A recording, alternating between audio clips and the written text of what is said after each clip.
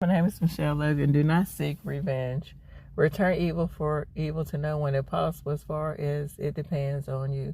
Be peaceful with all men. Do not avenge yourselves, for it is written, vengeance is mine, I will repay, said Jehovah. Romans chapter 12, verse 17 through 19. What does it mean?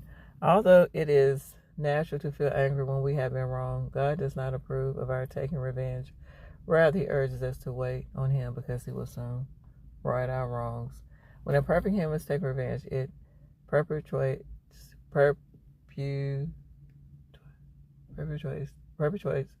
cycle of hatred. Therefore, if someone has offended or harmed you, do not retaliate. Try to respond peacefully and with restraint. In some cases, it may be less painful to let matters go. Of course, there is some clear advantage you may choose to address the problem. For example, where you are the victim of a crime, you may choose to report it to the police or other authorities.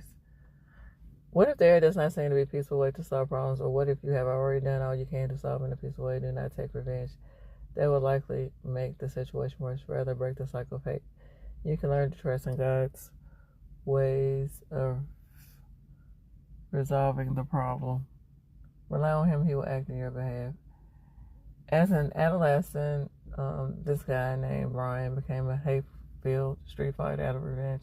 He realized I was often involved in gunfights, and several times I ended up covered with blood and was left for dead on the streets, giving a scenario. Brian began to study the Bible when he was 16. He asked, as I progressed in my Bible study, I saw the need to make changes in my personality. He needed to let go of the hatred and stop resorting to violence. He especially appreciated what he learned from Romans chapter 12, verse 17 through 19 about not taking revenge. He says, I came to accept that Jehovah will take care of injustice in his own way and time. Little by little, I overcame my violent lifestyle. One evening, he was attacked by a former robber gang. The leader shouted, defend yourself. It felt very strong, urgent to retaliate, but instead of retaliating, he said a prayer to Jehovah and left the scene. He continues, the next day I encountered the gang leader by himself. Vengeful anger welled up in me, but again I silently begged Jehovah to help control myself. To my surprise, the youth came right up to me and said, forgive me for what happened last night. The truth is, I would like to become like you. I want to study the Bible. How glad I was I had been able to control my anger. Thanks to that, we began to study the Bible together.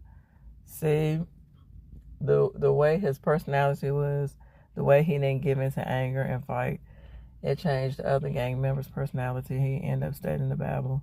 That was very good.